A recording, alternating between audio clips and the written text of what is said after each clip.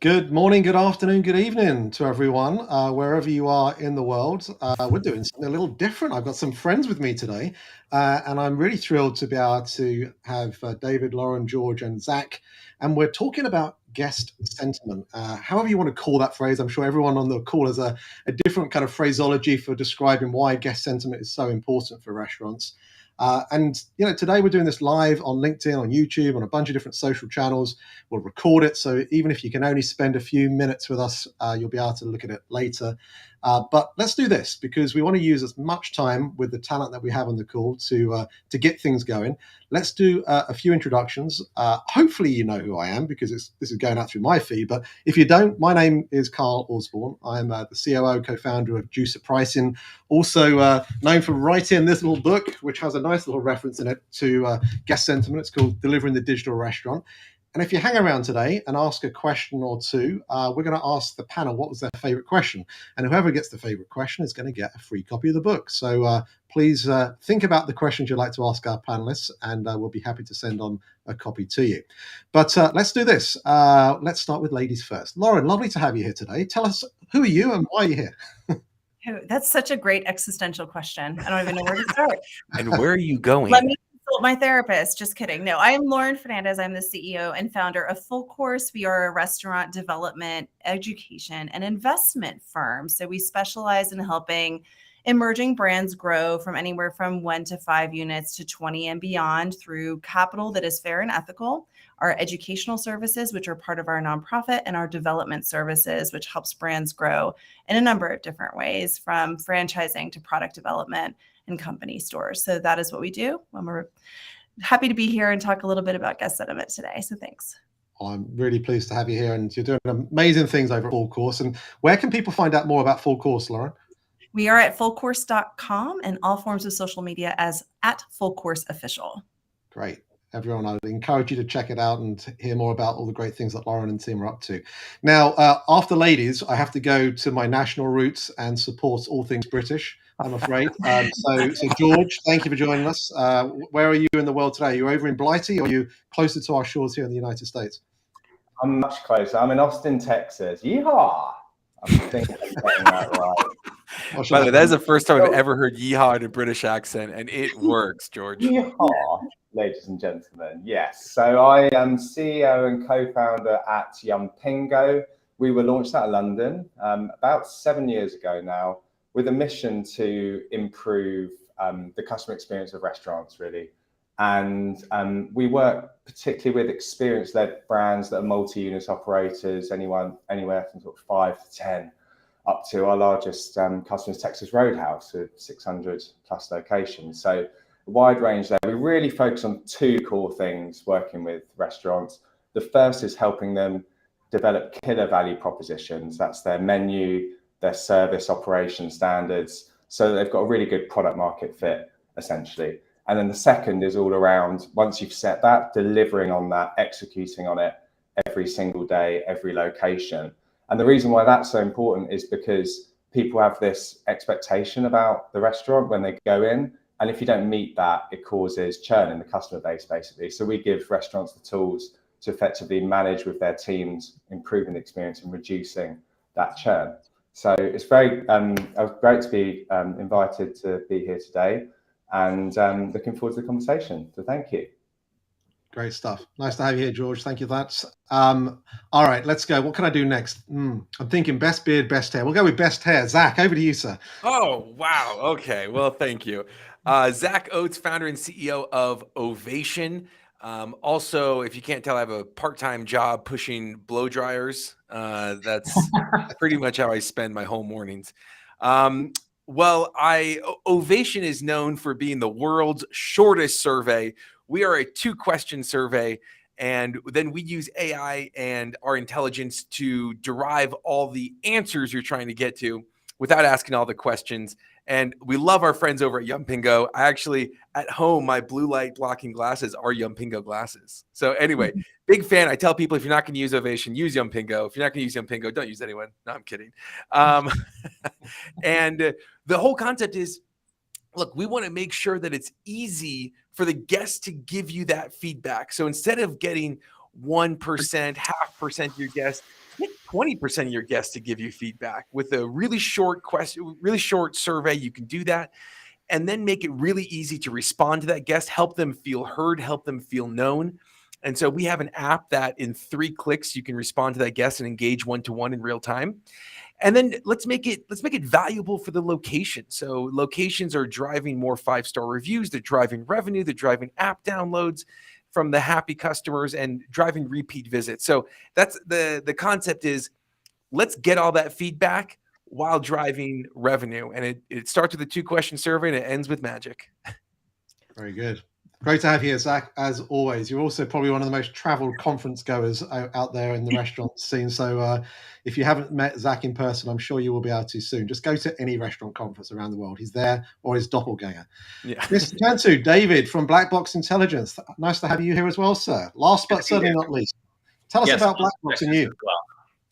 So I have been with BlackBox for a little over a year. So BlackBox has been around since 1995, started around workforce intelligence, capturing, benchmarking data, employee compensation, salaries of managers, benefits, diversity, in addition to turnover.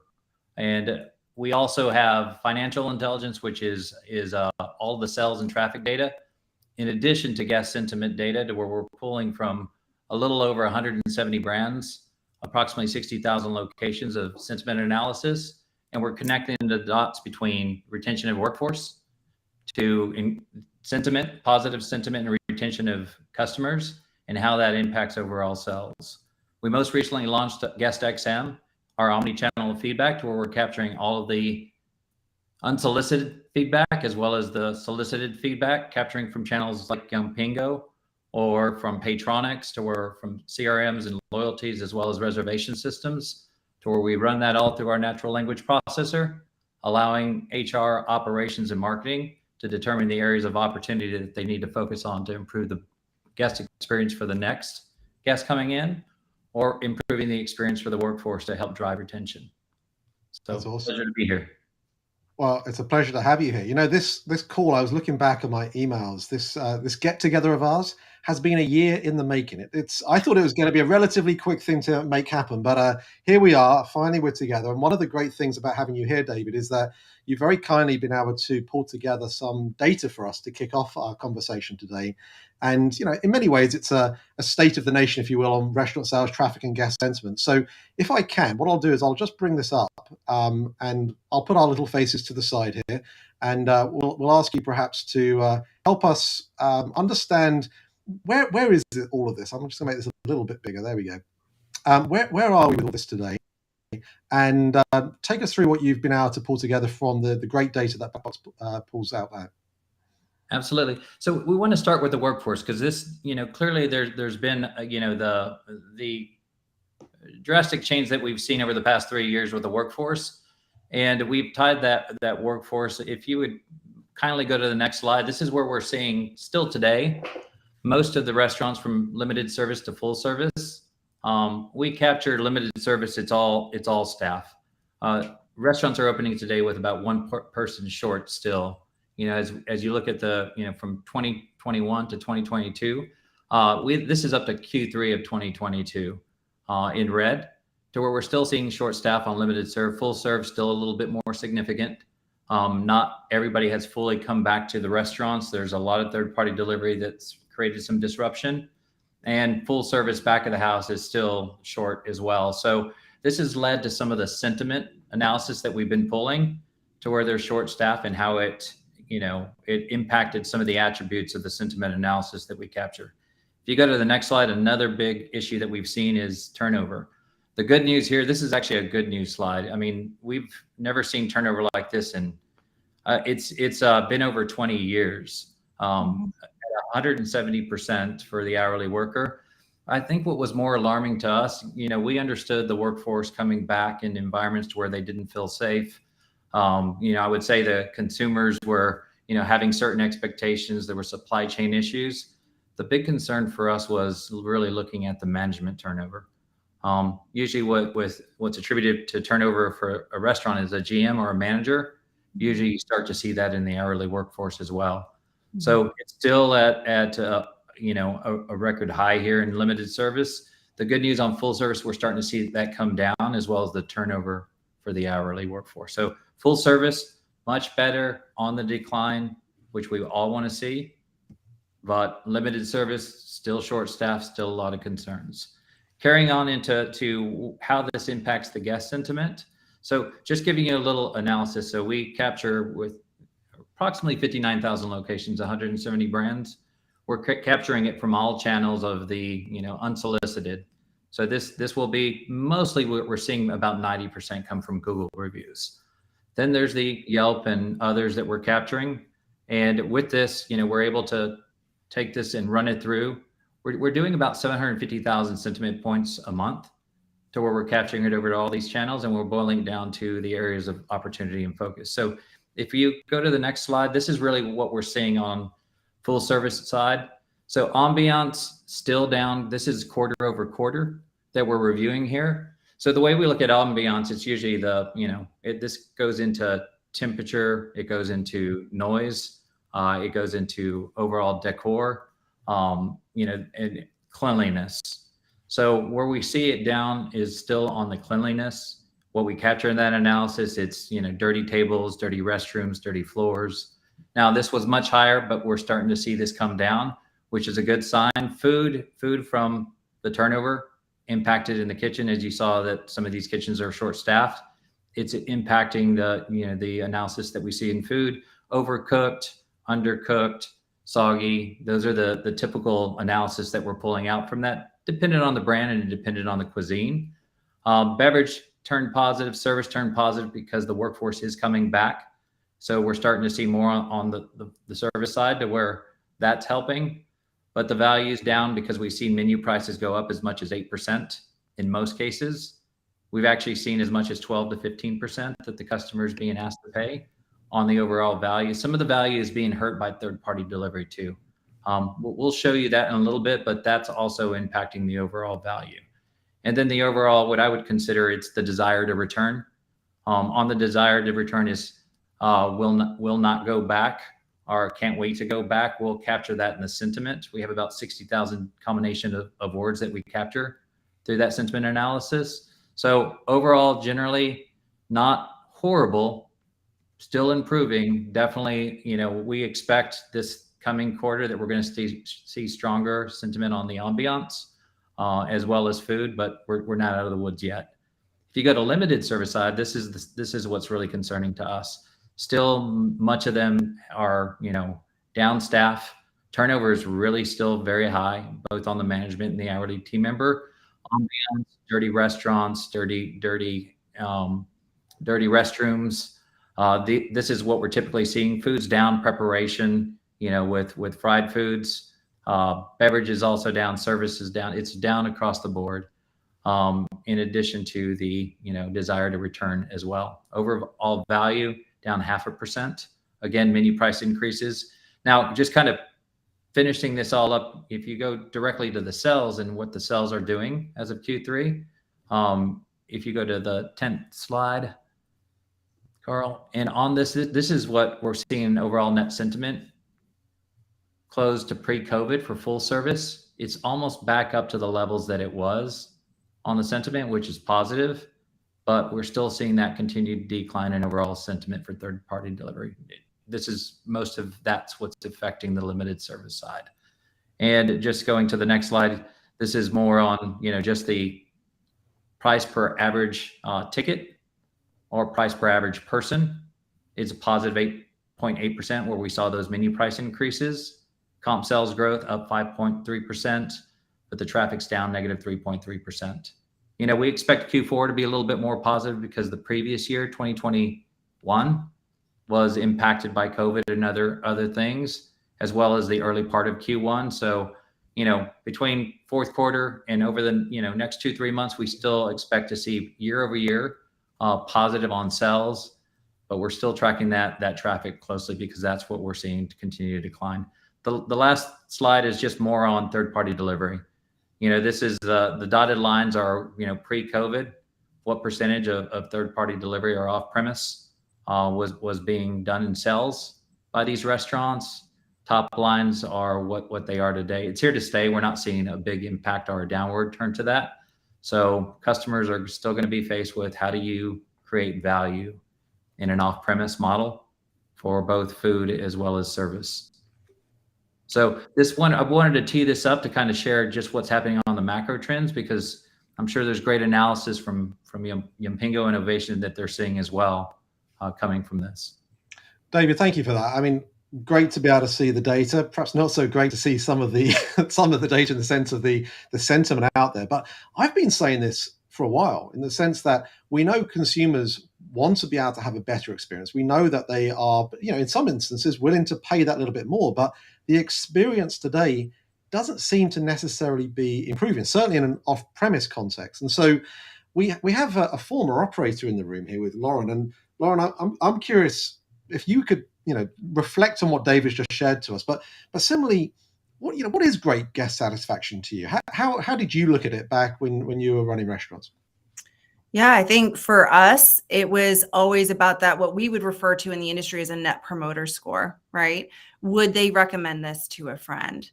And to me, every dollar that you spend loving on your existing customers turns them into not just a raving fan, but a net promoter plus for your business. So our strategy was always to go above and beyond to the point where we staffed dining room attendants, even in a limited service concept. I know that sounds kind of nuts, but in a high volume restaurant where we really did a lot of our sales during lunch, that wasn't just a strategy to flip tables and wipe them down quickly. It was to have someone out there constantly checking on their lunch, on their meal, like, is there anything else we could get you? Do you need anything? Hey, don't forget to sign up for our loyalty program. Hey, does your office need catering, right? So there was a lot of engagement even when we had them in the four walls. And I think we successfully connected that through to our loyalty program too. So it was a huge tool for us to not only connect with them when they were in the restaurant, make sure they had a really positive experience, but to get them into our loyalty program where we could really love bomb on them. And if there's one thing I could say about that is your loyal customers are your biggest marketing tool. I deeply believe that if you treat your customers right and you can turn them into those kinds of fans who will be avid users of your loyalty program, you've just done all the work you need to do. That's where you should be spending your money, especially in this economy where we're fighting for wallet share, right? In an inflationary process, in a recession, if I dare even say it, we're really battling for those dine out dollars, right? And so if you have that opportunity to impact them positively, which is under your control when they're in a restaurant, take it, but then take it to the next level so that you can convert them into your digital loyalty strategy. Yeah. Lauren, mind if I pipe in here, Carl? No, yeah, of course. You pipe in whenever you want, sir. One thing that we found, and actually there's a really interesting research paper done called the service recovery paradox, where, Lauren, you just mentioned how your happy guests are, your biggest opportunity to grow. But if you look at it percentage-wise, your unhappy guests have your biggest opportunity of becoming loyal guests. And here's why. Right? As you know. So one of the things that this research paper about the service recovery paradox proved is that a guest who never has a service failure compared to a guest who has a service failure and then a proper service recovery, that guest who has a service failure is more likely to become loyal than that guest who never had the service failure in the first place. The question is, what does it mean to handle that guest who has a bad experience? Yeah. And the two things that we found in our research and our platform that are really critical is, one, it needs to be prompt. Getting back to someone a month later, being like, hey, you came in and saw your hot dog was a little cold in over Thanksgiving, and here we are end of January. It's like they don't remember you. right? The guest doesn't remember the fact that their hot dog was cold. They just remember that they were upset and they don't want to go back to that restaurant necessarily. The other thing, so prompt is important. Something that's interesting is a lot of times people say you need to respond within 5 minutes, within 10 minutes. We found that if you respond within 48 hours, there's not a significant drop off in effectiveness. But the other thing it needs to be is personable.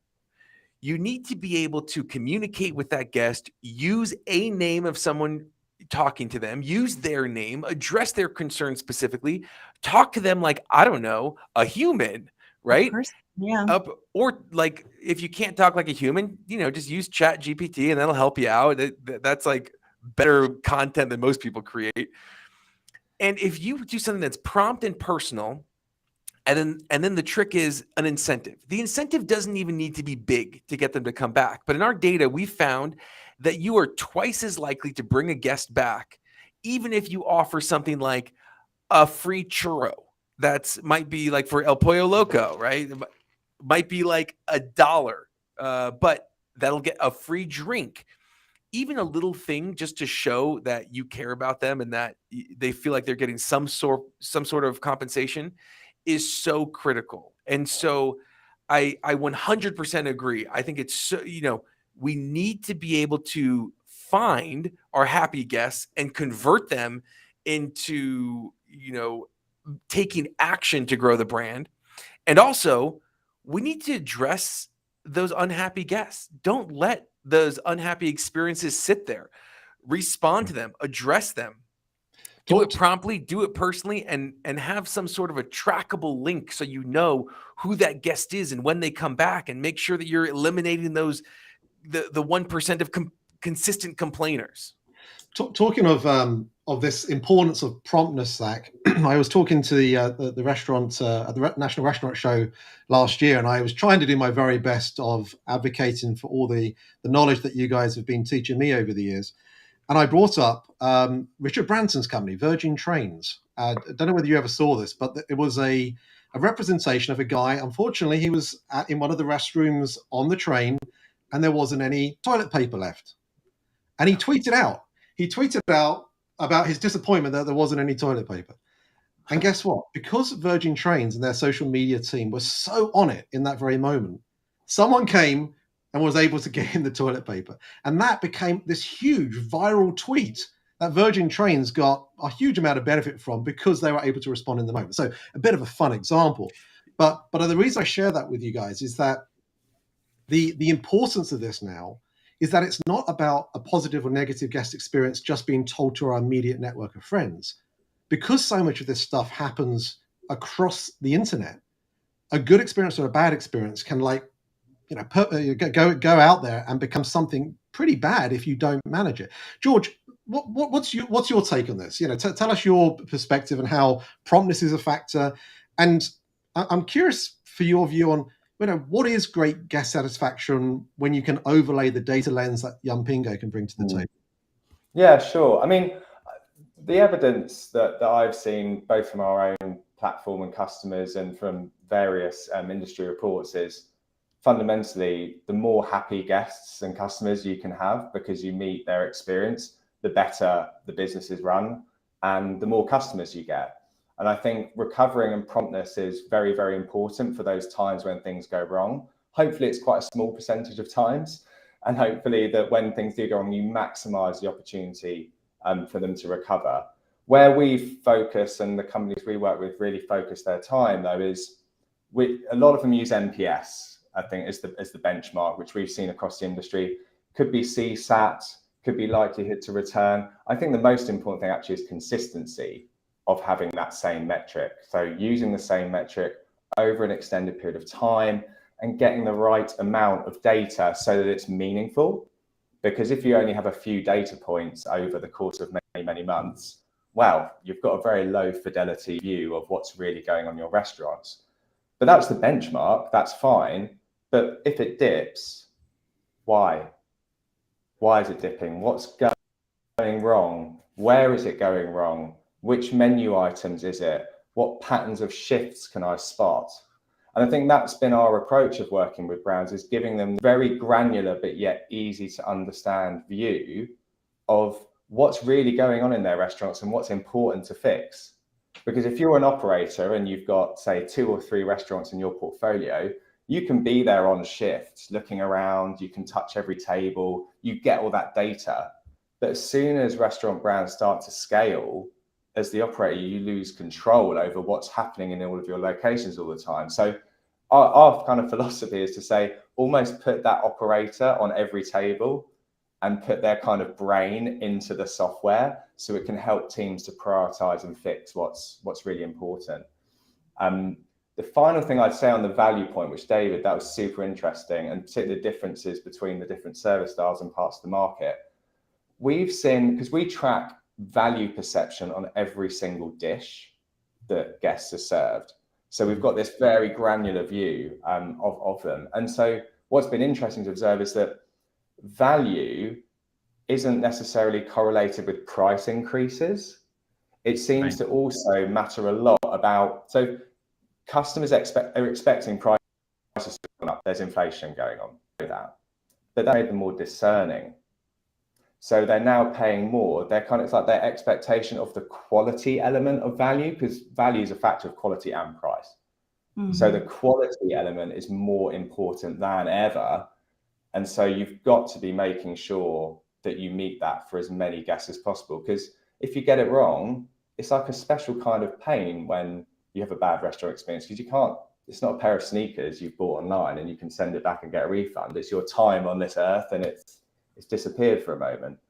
So that's kind of interesting trend we've seen. Value is not just all about price, is what I'm saying. It's got to involve the quality element as well. And yeah, certainly from what I've been seeing, at least from the juicer standpoint, where we are dynamically pricing restaurants today, is actually if you price at the right point at the right time of day, you actually don't see a huge level of volume impact. And so for us, I think it's more about this question of what is value and how can you drive value. Now, David, I want to come to you with this piece on what Lauren actually mentioned at the top of this question, which was NPS.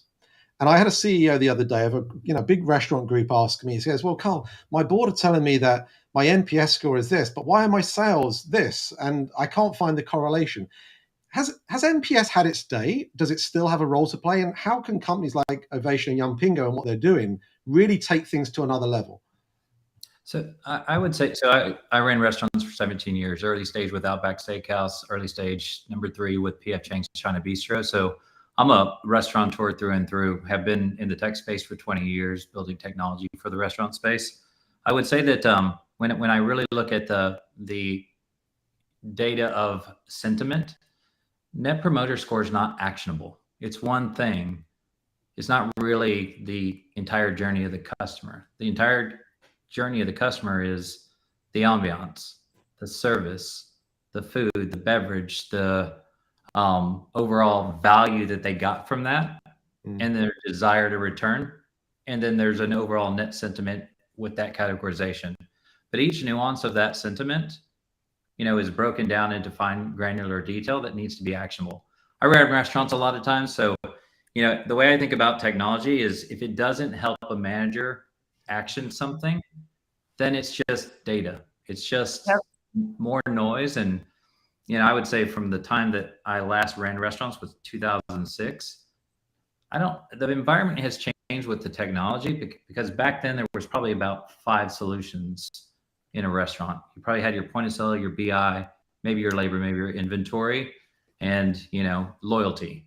Today, some brands have as much as 35 different 40.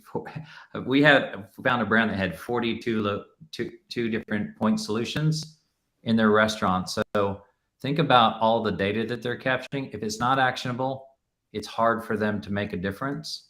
And running restaurants becomes like Groundhog Day. I'm here to serve hot food hot, cold food cold. That's the priority. If I can't determine, from whatever sentiment, doubt, analysis that I'm capturing, it's just, more data points, from that. So I think from my perspective, one sentiment just solely is a vanity metric. That's the way I really look at it. You can't action it. Yeah, it's like in the airport or whatever, when you see those happy or not things, right? At the bathrooms in the airport, and you know, Worst maybe place you to want put to, yeah, you touch it with your elbow or something like that. And maybe it's easy for a bathroom when you've got maybe 12 things that you're looking at. Like, okay, if I switch to one from 2-ply to 1-ply toilet paper, what's going to happen to satisfaction, right? And it's a great reactive measurement. But as a proactive measurement, as knowing what do we need to do to actually fix the issue, you can't actually do anything because you don't know, to George's point before, is like you don't know the why. Why is this happening? It's not about the satisfaction, it's about why. And one thing I will say, as a company that we used to do NPS, we have switched away from NPS. And here's one of the major reasons why. User interface.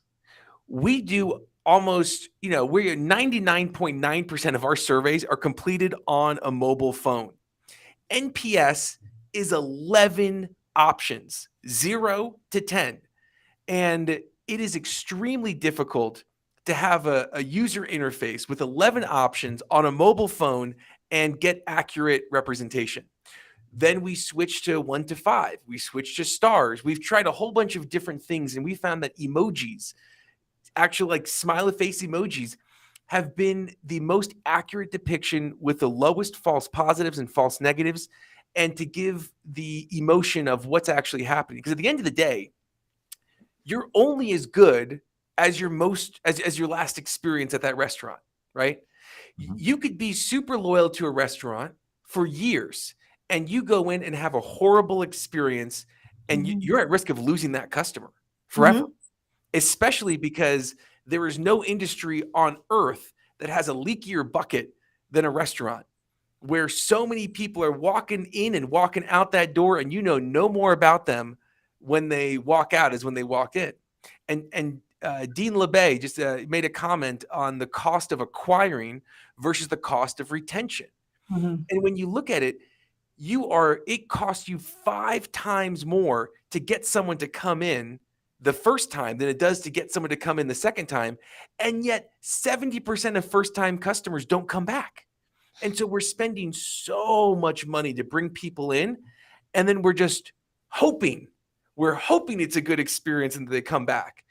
And that's why I feel like it's critical to have something that is not only an easy way to measure, but it's an accurate way to measure. And it's a way that is going to drive, to your point, David, it's going to drive action. Because if you don't know the why, if you don't know what do I need to fix where, then what do you have? You just have useless data. One of the things I love about this conversation is just the differences of how capability in this area has evolved over just the last 10 years, quite honestly. When I was running a network of C-stores, NPS was really useful at a very high level, and I'd see it in a marketing deck somewhere. But today, the things that you guys are driving, it's an operator's tool. And what I mean by that is that you're able to determine whether you've got a quality issue on a specific product across your entire network, or whether you've got an execution issue, maybe a training problem in a particular location. George, could you tell us a little bit about your thoughts around what this operational impact can bring? And then I'd love to then go to Lauren and get your view, Lauren, as to how operators need to perhaps embrace this line of thinking more effectively. George, over to you. Yeah, sure. It's a really interesting area because, as Zach was saying, that so many things can go wrong in a restaurant. It's so complex, different service styles, different types of restaurant, different brands. And then the kind of menu and proposition is so different and very complicated as well. So separating out what is a menu development or core concept issue versus a specific execution issue at this location is absolutely critical. What we often see when we first start working with customers is they've got hunches about there being problems with their menu. And actually, when you get into it and you give them this new lens they didn't see before, it wasn't a menu issue at all. It's actually this group of locations specifically being run by these managers that have got a problem with them. So the value to that is enormous because, firstly, it means you can identify what's really a menu development issue, and you can fix the portion size, you can fix the pricing, you can fix the ingredients, and you can kind of roll that change out. But secondly, so much of the potential for best experience is happening at the local level. It's Mm-hmm. in the power of managers, chefs, servers. They are the ones that can make the change. And so what the technology is now able to do is collect all this data, sift through it intelligently, and just give these insights to those operatives in that location. And the impact of that is that ultimately way fewer guests have a bad experience. I mean, we are typically seeing between 25 and up to 40% reduction in customer churn because of execution issues going down. So it's tremendous what can be done if the right tools are given to the right people at the right time. But that's a cultural shift as well, I'd say, because, you know, back in the day, it was MPS sitting in head office. We'll give you a report once a month, then off you go. Whereas now it's a change of work and saying, hold on, I can actually give this data, I can democratize it through the organization. That's a very different way of operating as a business. That's been interesting. You're getting applause from the audience here. Yes.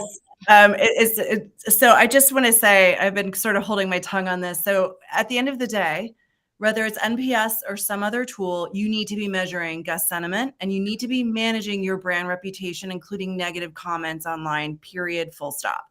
The real clincher here is, have you taken the extra step to incentivize and to fully, and I mean fully, empower your management at a store level to treat those customers like they're their family, right? Are you really giving them all the tools that they need to fix it? I'm gonna give you like a perfect example of this. So yes, we didn't have an easy way of pushing all of this data down to our store levels. And this was back, 4 years ago. But we did capture the weighted average of all their online comments, right? Were they trending positive? Were they trending negative? What were the direct complaints we got from customers during that time period? So one of the 4 ways our general managers could get their full bonus, which was points of profit sharing, by the way, on a quarterly basis, was customer satisfaction and the metrics behind that. That's how important it was to us. The second metric that we used to reinforce that was the loyalty program. Were they driving, acquisition of customers into our loyalty program up? Because to us, that's a way to retain that customer, the way that we chose as a company to continually interact with them. So in our situation, there were plenty of ways to immediately escalate. And, every once in a while, you're just going to get a Karen who wants to speak to the owner, right?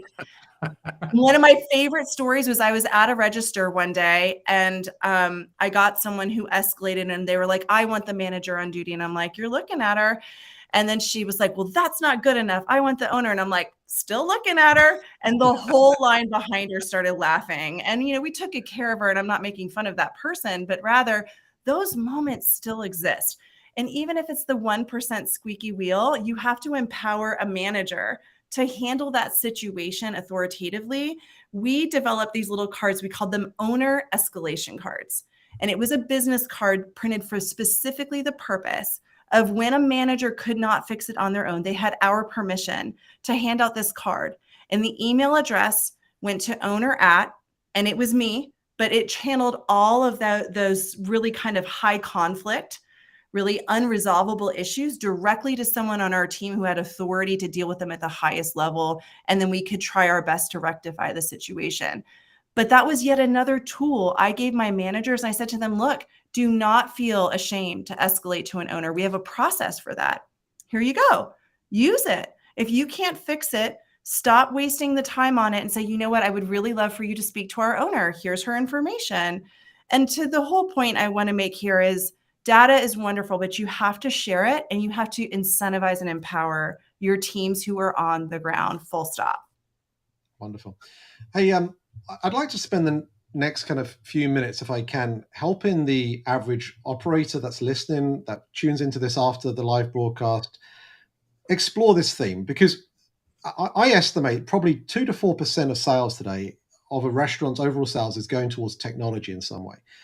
And there's loads of different technology solutions out there that are helping restaurants. And in this year in particular, when probably the economic pressures are starting to line up and the CFOs and CTOs are starting to ask, well, where do we really need this technology? What's really helping right now? I'm curious for you guys to share, why is this so important right now, this year in particular? And why is that? If you haven't invested in this, why should it be something you invest in, or why should you keep investing in it? David, obviously, your company is one that shares data. That's what you do, and you share the insights that come from it. So you've got probably a lot of experience on this. Let's start with you. Well, I mean, really, our focus is to elevate the restaurant industry. I mean, there are other industries that are taking a share of wallet from the restaurant industry. Groceries are turning into restaurants. They see higher profitability from those things. Convenience stores have turned into restaurants. People are really looking at experience or convenience now with the notion of off-premise. I think that I want to just touch on what Lauren was saying, because the model of the industry is broken in the way that we manage it. And I believe it's broken because we incentivize the wrong behaviors in the industry. And I'm not speaking for all, because some do an incredible job. We have some customers that are focusing on the right metrics, but generally in most brands, managers are compensated variable comp.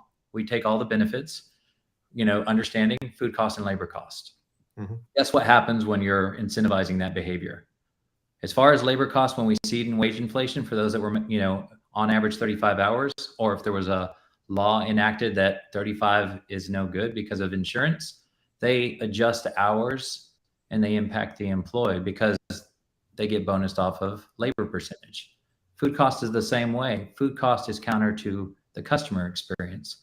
So those types of metrics, and not centering them around, things like employee happiness or engagement or retention or customer satisfaction, retention, the sentiment analysis. When brands start to focus on those things, sales and traffic continue to go up, retention goes up, both on the employee and on the customer. It's that simple. And some brands have perfected this. It's the brands that are playing the short game, or the finite game, if you'd like to say. It's the ones that are playing the infinite game, that are really thinking about the future and doing all the right things. So I wholeheartedly agree that, that they need to be incentivized. They need to have the right actions. Until that changes, we're going to continue to have experience challenges, both with the hourly workforce and, the management and the customer in general. Now, from a data perspective, share with me again, Carl. I want to make sure I'm answering your question correctly with regards to. I think there's lots of folks out there that are obviously looking at their tech stack, looking at their costs, and they're asking, where should I put my money this year? And some will be looking at current guest sentiment analysis providers that they're working with and thinking, do I still need them? Others might be considering investing in them. How should they approach their thinking to make the right decision? There's for me, my belief is there's feedback from multiple streams, from both the direct and indirect. As long as they're capturing those data points, and they go through one natural language processing engine to, share where the issue is, that operations can tackle it, HR can tackle it, marketing can tackle it. As long as they're taking one lens, that's where they should be focusing their time. I was working with a brand recently, and marketing data that's their data. And, operations held another data point. They were two siloed data points that they were considering. And that's what tends to happen, because marketing determines what they're going to push and operations determines what they're going to fix. And everything's about just fixing, more so than where can we give the praise, because we as operators are known to be firefighters, and all we're doing is looking for the fire and not looking for the positivity that we should be, providing feedback, positive feedback, recognition back to the operations. I love what, Yumpingo does, because they draw it down to the detail of a dish that you can speak to a cook or a chef and let them know just less salt, make sure that the pasta dish is strained out so it's not watery and bland, which, of course it is. It's all small, little actionable. So when I think about investments in technology, if it doesn't have high adoption and if it doesn't have a use case, you shouldn't be using it. And if you look at your 15 to 40, which most brands have, different tech stacks, find out in the field what the corporate or the headquarters wants just to capture the data so they have a metric to manage. They'll find that there's a lot of technology riddled out there that has lack of adoption because the management turnover is so high. The manager cannot be onboarded, learn the operations and the menu and 30 different technology solutions. So consolidation is key, getting down to those things that are easy that a new manager, keep in mind, if it's 70% turnover on limited serve, how many technologies do you expect them to really learn and use? You get a good use case. I had spoke with a CEO. This was probably about 2 years. It was right pre-pandemic. Food cost, labor cost, lease is the highest usual, and their technology surpassed their leases. So today, technology is surpassing lease. Wow. That's in great. most cases, because somebody wanted yet another tool. I face it in my own business. Of you look at the sea of tools that we have, and you're like, how is it that we have all these tools? You have to draw down on what's going to be adopted, what's going to be used, and if the operators won't use it, that should be evaluated. Totally. Let's come to you with this one, actually, because I'm curious about 2023 with the economic uncertainty that exists out there for restaurant owners. We've just seen some of the data set. How do you deal with that question about the importance of this now in particular? Was that question for me? For Zack, sorry. Oh, I'm sorry. I didn't hear what you said. Okay. Yeah. It's my accent. It's my accent. Blame the accent. Cut out for a second. Sorry. Good. Well, the way that I look at it is that everything that we do in the restaurant, right? I worked in restaurants. My dad owned a restaurant. Seeing what this was like growing up, everything we do, from the ingredients that we pick to the training, to the ambiance, to the music, to the chairs, the packaging, it all boils down to the guest experience. And yet we do all of this for the guest experience. And then to Lauren's point of like, we have to be measuring it, because if we're not measuring it, it's like getting down. Imagine watching American football, and you get to the 5-yard line, and then you just kind of like cut to like the next quarter. It's like, well, what happened? Well, the score seems to have changed, so maybe they scored, right? It's like, if you're not measuring it, you're missing the last part. And for the guest, switching costs have never been lower. It has never been more expensive to bring a new guest back. We cannot afford, in this industry, in this environment, at this point, to lose a single customer, because they don't need to drive a mile down the road. They need to make one more click on their smartphone. And this is war. And this is war for the hearts, minds, and stomachs of these guests. And this is a hand-to-hand combat battle. And so we need to equip our frontline workers with the tools, to David's point, that are easy to use, that require very little training, that are simple to maintain, that have direct correlation to bringing new guests in, bringing current guests back, or efficiency. And if we can't drive those correlations, we got to drop them. Because at the end of the day, it's like I said, it's about the guest experience. And what are we doing to create a better guest experience? And I love George's point about value, where value isn't just taking price. Value is around creating that experience, and little things go a long way. And when you equip your frontline workers to really win at hand-to-hand combat, that's how you win in aggregate, which is powerful. Absolutely. George, what's your take if someone was to say to you today, okay, I'm thinking about Yumpingo, but how do I correlate this to the bottom line improvement I'm going to see in my restaurants? Yeah, I mean, I would firstly say this sector has been digitizing at a tremendous pace recently, the hospitality industry.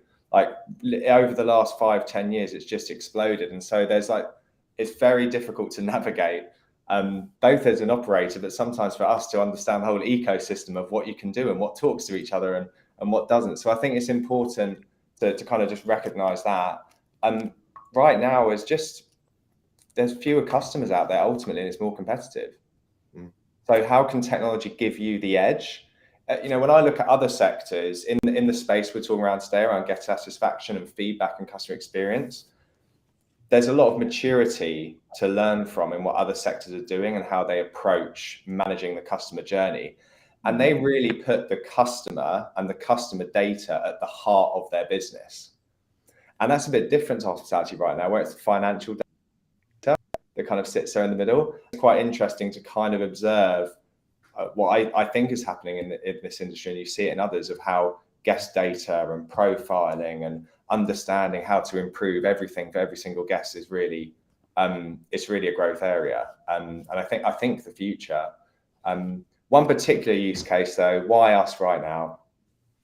I will call out inflation and pricing and portion sizing, because what I observed middle of last year was prices went up very quickly. Operators had no time to respond, no time to renegotiate, and had to just make off-the-cuff decisions about where to put their prices up or where to change, kind of where to reduce portions or whatever, or swap out ingredients. But I think now there's an opportunity to be very strategic about that this year.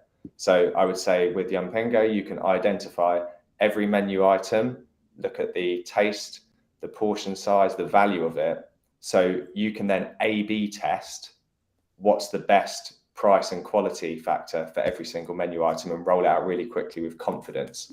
So that would allow you to reclaim a lot more margin, both reducing the bottom line, but also make it more likely that that particular dish is going to be enjoyed by customers than it was before. Great. Thank you for that, George. Now we've got about 5 minutes left, and we've had some questions come in. So I want to try and get into answering some of the questions that our audience have asked us. Let's bring up Fabio's question here first of all. He says, really interesting information. Congrats on getting this done. In terms of off-premise or off-premise channel in particular, where it's hard to control the customer experience, are there any data points regarding sentiment that restaurants could control? Who wants to take that one? Yeah, I'll just mention this because this is something we actually earlier today happened to be doing some research on this. We found that there are 6 times more complaints about order accuracy off-prem than on-prem. We found that there's 3 times more complaints about the ordering process, 2 times more complaints about food quality. An online review, the average restaurant online review is 4.3 stars. If you look at an average online restaurant review that mentions delivery, it's 2.8 stars. So maybe all of this is just to back up what we all feel, which is it is a worse experience off-prem than on-prem. As I've been saying, once you remove the roof of those 4 walls, it gets real stormy out there. And so the thing that I would really focus on is order accuracy. That is the biggest mole popping up its head right here that you can whack, because 6 times more complaints about order accuracy off-prem than on-prem.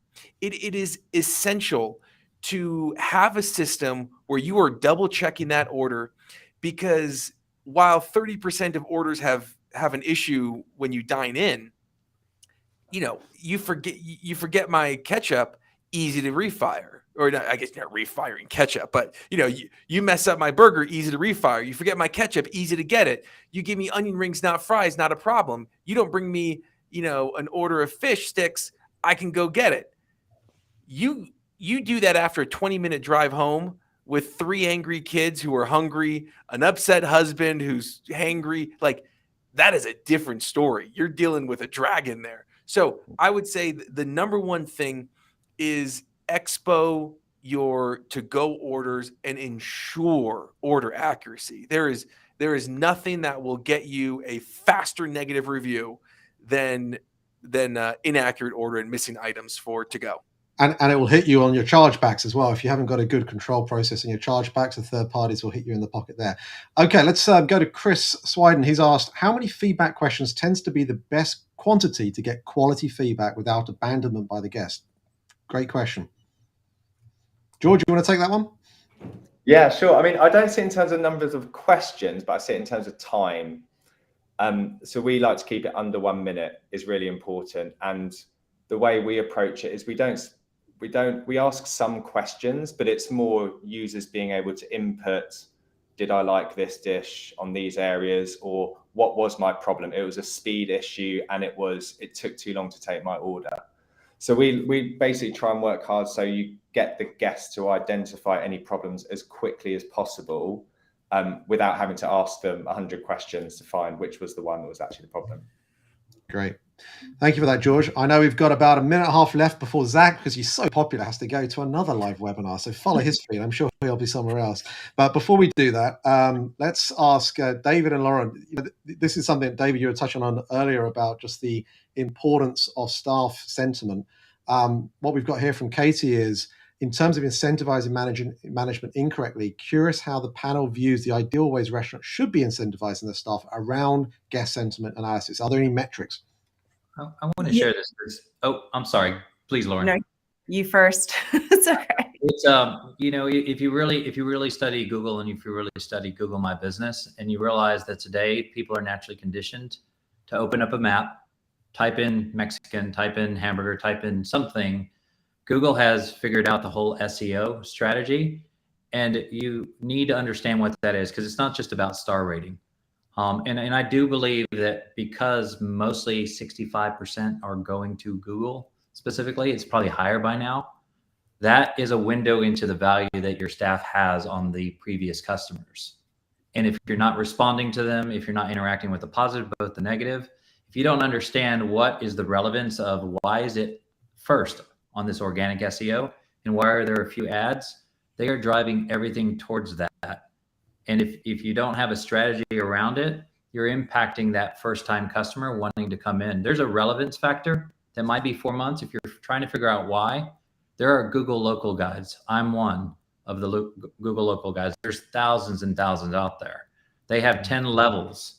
And if they are high on a level of that, they're going to be on the relevance. And usually most customers, 92%, not read the top 2-3 reviews to determine whether or not they're going to go to that restaurant. So just want to leave it at that. Really think about that, because that's word of mouth marketing right there in the Google.